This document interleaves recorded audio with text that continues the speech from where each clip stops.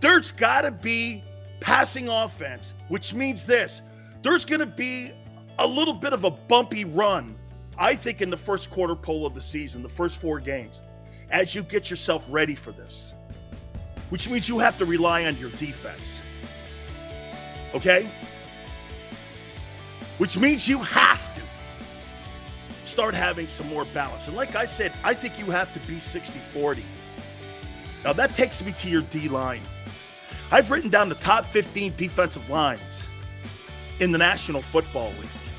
Do you think the Eagles are in that top 15?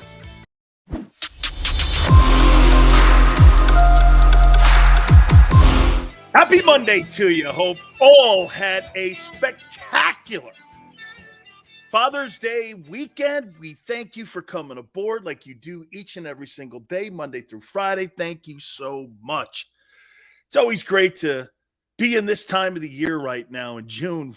We're weeks away from training camp. Like Xander just said to me, we're like 6 weeks out from the start of football. But doesn't it seem like football never ends? There's always storylines. And get this, you know what I do? I tune on other like TV shows, and they're sitting around talking about, here's some of your topics. Did Ray Allen save LeBron James's legacy? Okay. That happened a couple years back. Okay, I guess. Steph Curry's place in NBA history. I'm like, okay, yeah, I guess so, but we're kind of past that now. I will say, I could be wrong about my Bolts. They're getting annihilated by the Colorado Avalanche in the Stanley Cup Finals. Okay? I could be wrong about that. Game 3 is tonight. They don't win that game, that thing's over with. So anyway, I've been watching that. You know, I'm a huge Bolts fan, and I love the Stanley Cup Finals. So we'll see what happens. But Colorado's playing their asses off, man. I mean, 7 goals in the last game. I know Xander's like, they were down 2-0, and they were getting killed by the Rangers. In the Eastern Conference Finals, they were getting murdered. Yeah, but I agree, Xander, the difference with this team, Colorado plays a mean blue line, and they're playing great in front of that goaltender. So, again, we'll talk a little bit, tiny bit about that as we move on. Don't forget, Gary Cobb, each and every single Monday, 4:30 Eastern time, we will talk to our friend. I've got another list. The top defensive lines, I got 15 of them. Where do your Eagles sit? Super Bowl contenders, true Super Bowl contenders. Also, this Deshaun Watson story that we were kind of broaching last Friday. The Eagles, did they escape really having a nightmare scenario? And did Howie escape it? Or did he just get outbid for it? We'll talk a little bit more about that. But again, one of the things that I want to hit on about the Eagles and what they've done so far this offseason, you know what I'm really proud of them on? I'm proud of them on keeping the noise out of the building. How'd you like to be in Dallas right now, or Washington, or some of these other places that are retooling and rebuilding? They don't want to tell their fans. How would you like to be in Cleveland right now, speaking of the Browns, and having to deal with the Baker Mayfield mess that you made by picking up his option and then giving $230 million to Deshaun Watson? How'd you like to be the Browns? You know, there's one thing about organizations, isn't there? No matter what kind of personnel you bring in, no matter what kind of coach you hire, you're always going to be the identity of that organization. I mean, the Browns have been do we agree the Browns have been a train wreck since they've been awarded that team back in Cleveland again in the early 90s? They've been a train wreck organization. No matter who's owned that football team, no matter who's run that team, no matter who's been the coach, including the greatest coach of all time in Bill Belichick. That thing has been a train wreck. You look at organizations like Pittsburgh. You see, there's a fundamental way of doing business. I think the Eagles have done a pretty nice job here. They had some bumps and bruises, obviously, with Doug Peterson and with Carson Wentz, and how they've handled that whole transition on getting rid of those two guys to where they are today, which is good. But I got to tell you, man, they've kept the noise out of the building. And you know what you're ready for now? you're ready to go pay rent. There's really no other talking here. There's really no other evaluation here. You got your 90 guys that you're going to go to camp with. And you're going to go do battle with the men that you have right now. Whether or not you're practicing long hours or whether or not you're going to play in the exhibition, really irrelevant. It's all about really right now what you have on your roster. Dank, that's a great one. How about Dan Snyder? Now he's refusing to answer questions on Capitol Hill. Don't worry, they'll subpoena him. It's funny how they'll subpoena the Trump folks, but Daniel Snyder's got an unhealthy work environment, and they're pleading with him to come and testify. Crazy how that works. People with big pockets, you know why? Because some of these guys, they donate on both sides of the aisle when it comes to political politics. Daniel Snyder, he donates to politicians. He's a very powerful guy in Washington, D.C.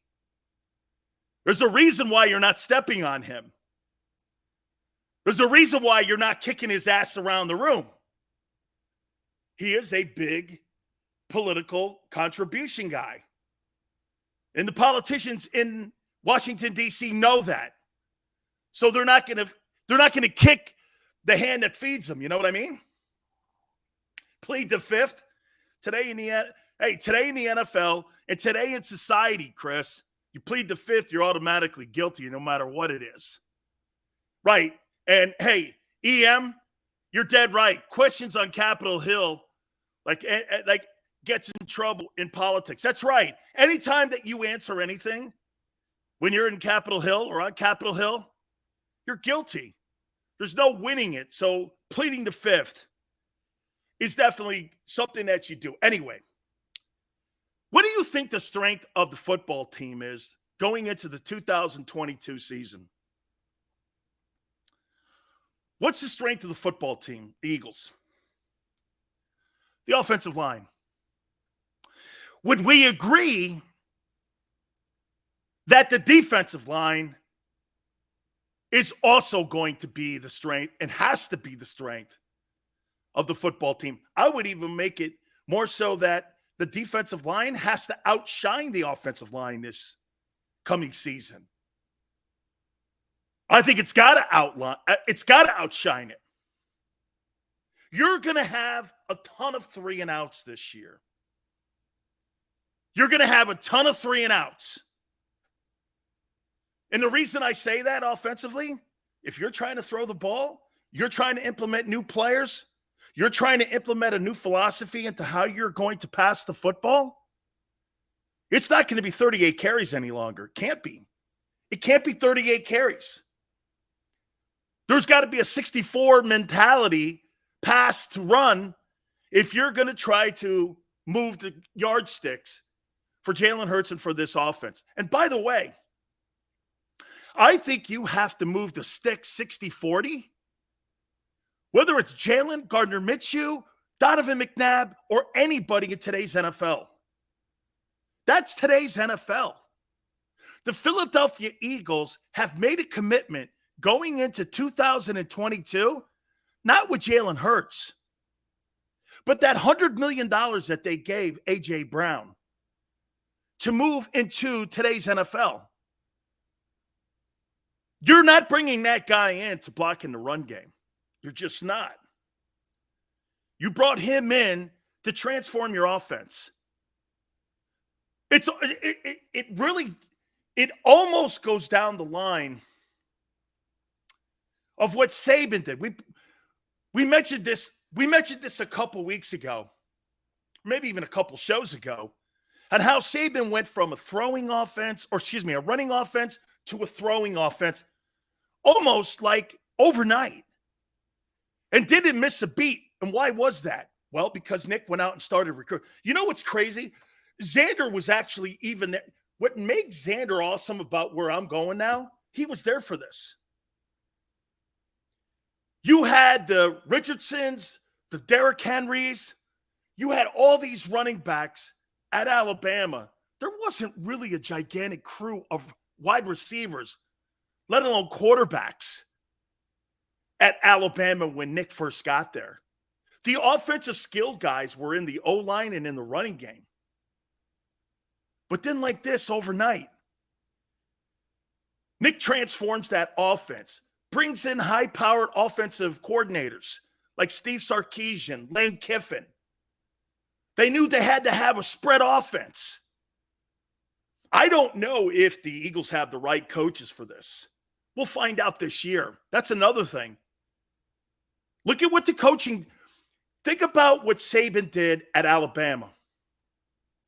Saban brought in the best offensive minds he could possibly find. Whether you had a dent in the fender like a Sarkisian or whether you had a reputation issue like Lane Kiffin, Xander knows. Didn't matter. He knew those guys were going to take his offense and his football team and get this, put a big giant billboard up for potential recruits to go like this. I want to play there. I want to go and be part of that. Wide receivers never went to Alabama. Quarterbacks never went there, like I said. O-line and running backs. That's how Bear won his national titles. He didn't win it throwing the ball. That's kind of what's going on in Philadelphia right now.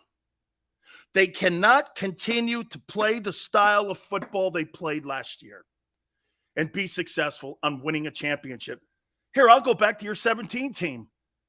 You guys weren't running the ball like you did last year when you won that Super Bowl. You beat the Patriots throwing the ball and having some type of balance in the run game. And you were here.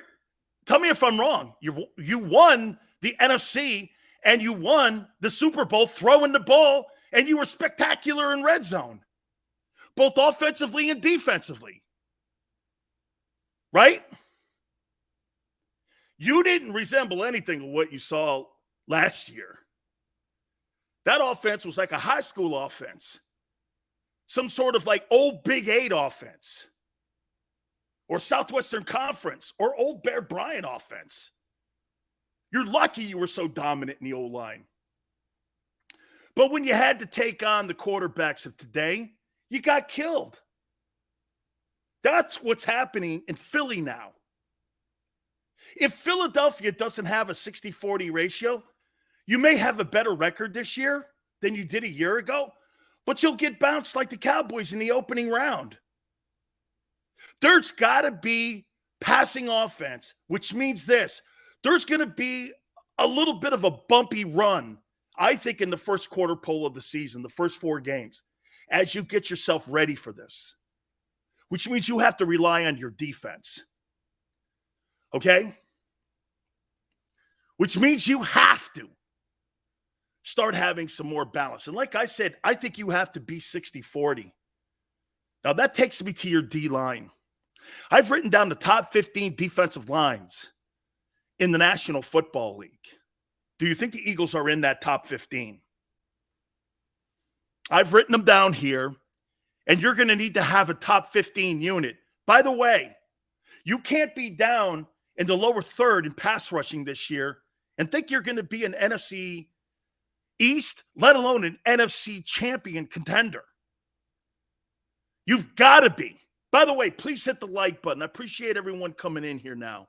I've written down the top 15 defensive lines in the National Football League.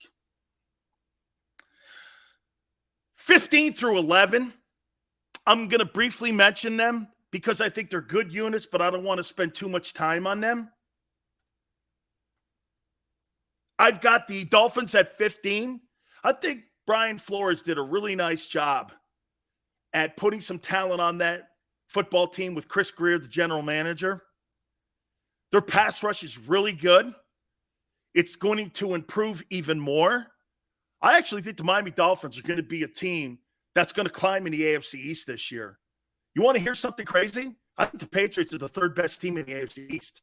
As we sit right now, if Tua doesn't lay an egg, I think the Dolphins are better than the Patriots.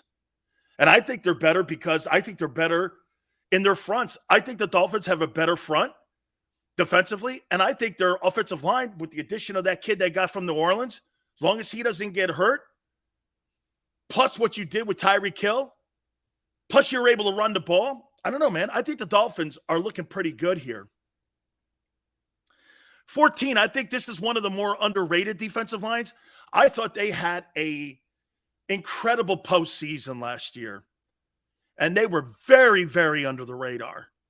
I couldn't believe how well they played during the postseason, did the Bengals. And when they got into the Super Bowl, I thought they were great in the AFC Championship game. I thought they were great even in the Super Bowl. And I like this Bengal team. They've added more components to it. I think the Bengals have a lot of young talent on that football team. But you know what's going to be the killer in the end, in my opinion, for the Bengals? I think the killer in the end is going to be Mike Brown, the owner, because they're notorious for not paying their talent. We saw that whole Carson Palmer deal back in the day. It was over $400,000 a year, and they didn't want to pay it because they didn't think he was an elite quarterback. He may not have been super elite, but he's the best quarterback that they've had in that building since Boomer Esiason, now Joe Burrow, obviously. That's going to be interesting to think on what they're going to be able to do, okay? That's going to be interesting to see how much money they're going to give Joe Burrow. Oh, my God. Hey, Xander even says it, too, when it comes to Mike Brown. I mean, we're talking 2 years from now. That's why I'd start working on a deal today if I were the Bengals. I mean, you're talking $55 million annually a year for Joe Burrow, especially if Joe continues to win and elevate the Bengals. I don't know how they pay him. To me, I think he's a free agent in 2 years. And I think the Bengals go out and market because there's no way that franchise is paying Jamar Chase, T. Higgins, all these young players on that team, and then turning around and paying Joe Burrow $55 million. They've never done it.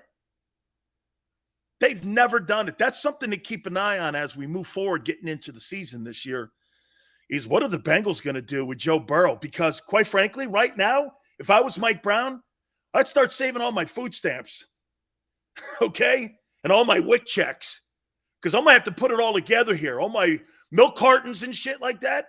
Because, bro, you're gonna need a king's ransom to keep that guy in the building. I thought the Bengals had a good pass rush. I think the Bills are improving. Ed Oliver and those guys, they got the kid from Miami a year ago who had a really fine season. The Bills are looking good. I think the Bills have the best roster in all of football.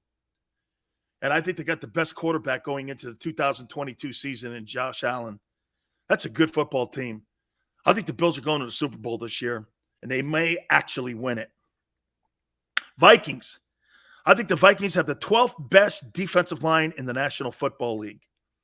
Mike Zimmer's not there, though.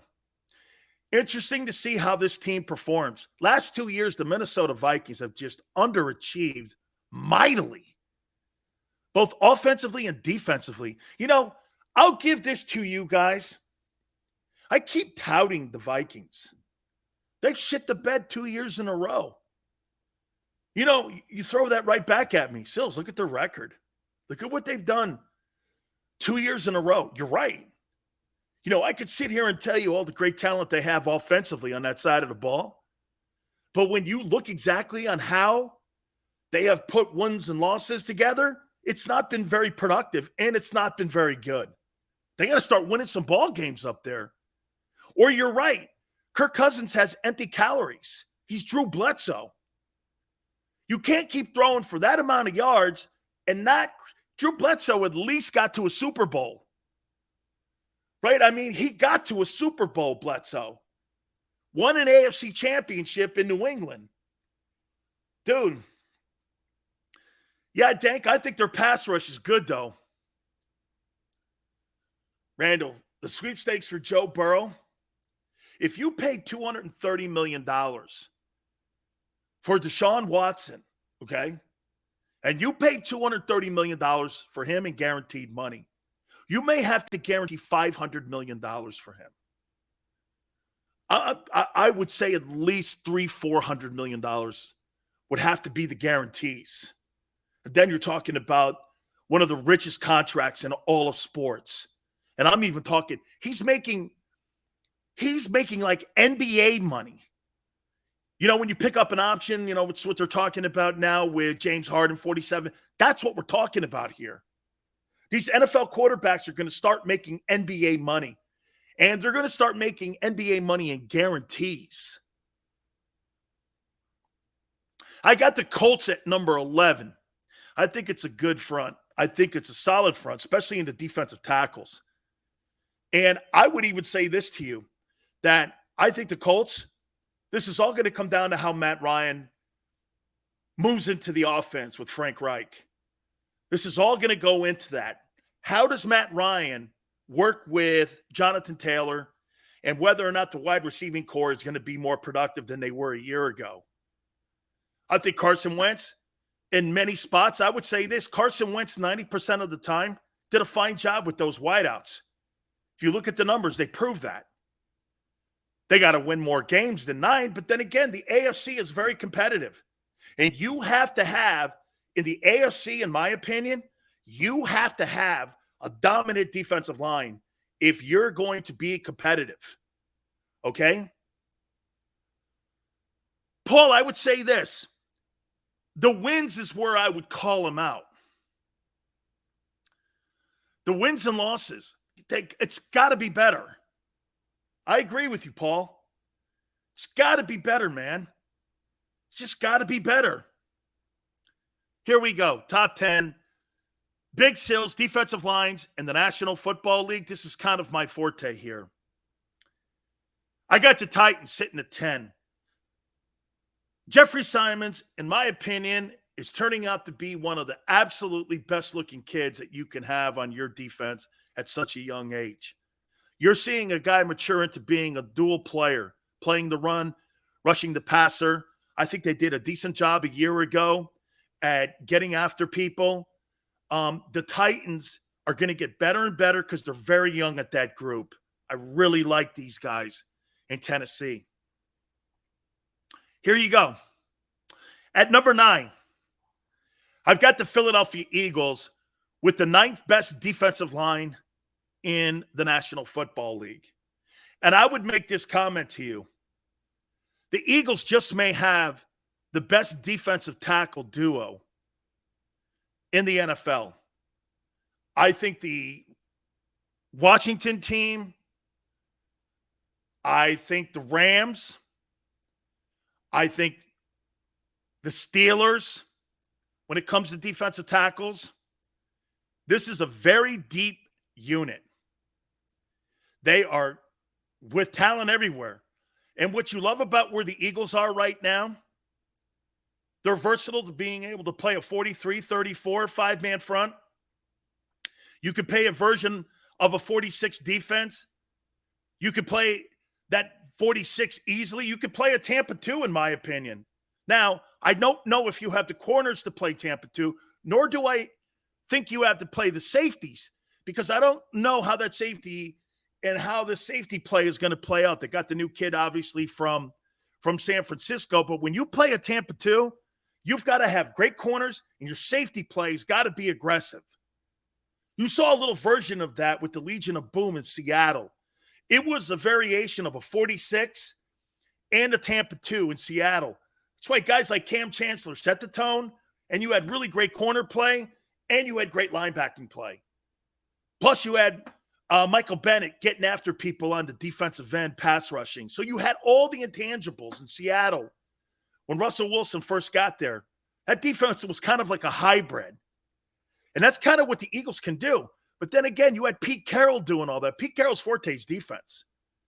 Does Jonathan Gannon have the insight and the understanding of defensive schemes?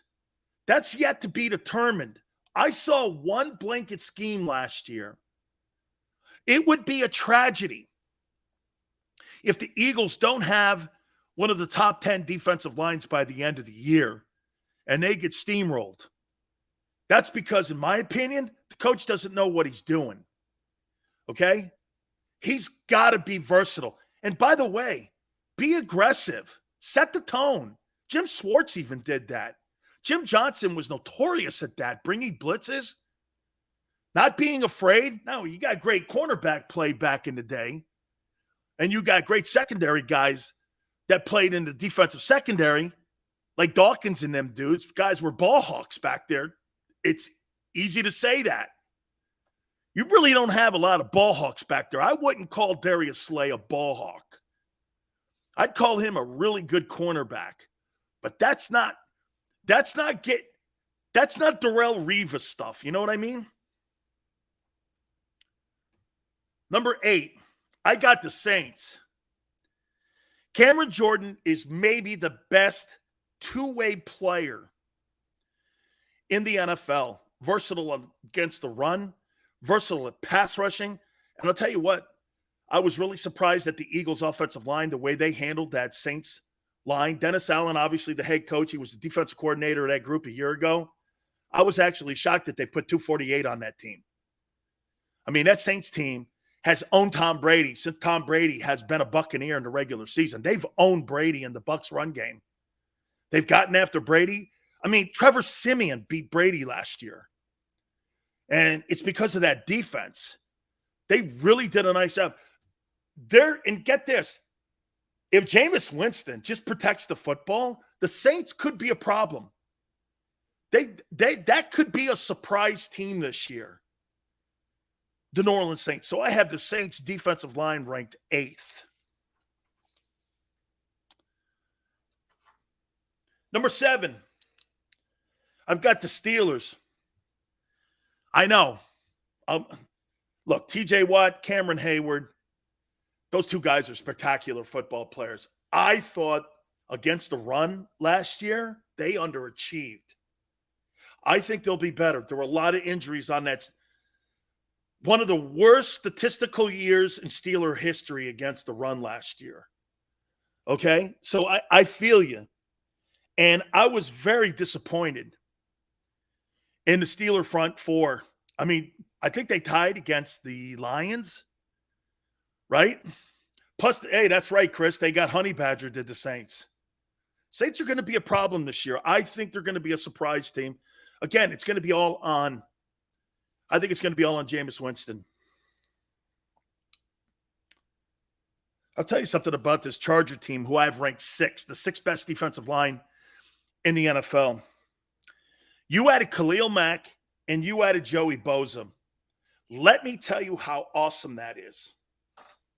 You know how sometimes you recruit a guy and it's almost like they're duplicate players.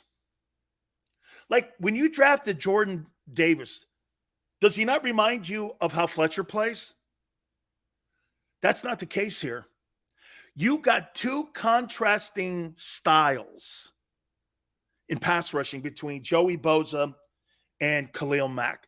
They rush the passer completely different, which makes a tougher game plan and which makes this even more difficult. You can flip them. You can put him on the weak side tackle. You can line up Khalil Mack over the guard. You can line him up in a wide 7. Same thing with Bosa. I think this Charger team this year is going to be a problem for everybody that lines up against them. Brandon Staley is my only outlier here with this. Now, his forte is defense. You better put this team in a position to be able to be successful. Stopping the run was an issue. You got Derwin James back there in the secondary. They've added a lot of components to the Chargers' defense this year. I think they're going to be awful good, and I think they're going to be awful tough to combat against with the style of Khalil Mack and Joey Bosa.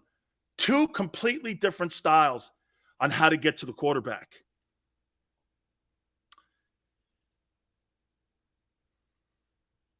Here's your top 5 defensive lines in the National Football League.